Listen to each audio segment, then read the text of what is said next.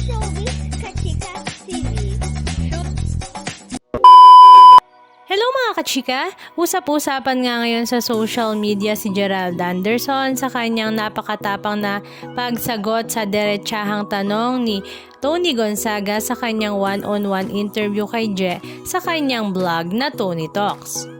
Napawaw nga ang mga netizens sa mga diretsahang tanong kay Gerald Anderson patungkol nga sa kanyang relasyon sa kanyang girlfriend na si Julia Barreto at kung ano nga ba ang totoong status ng kanilang relasyon ngayon at kung ano nga ba si Julia Barreto sa kanyang buhay. Ang mga diretsahang tanong na ito galing kay Tony Gonzaga ay talaga namang kaagad rin ngang sinagot ni Gerald Anderson na napaka-sincere at the same time ay talaga namang mas matured na nga daw si Je this time.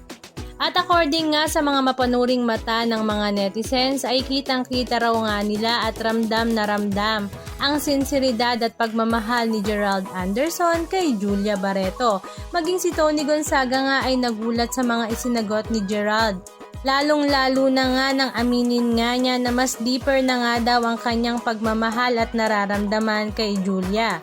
At the same time, kung paano nga daw niya ibinaba ang wall para nga raw sa kanilang relasyon ng kanyang girlfriend na si Julia Barreto. At hindi nga lang yon, si Julia nga rin daw ang kanyang pinakamatagal na relasyon at ito na nga rin daw ang humubog sa kanya para mas maging mabuting tao.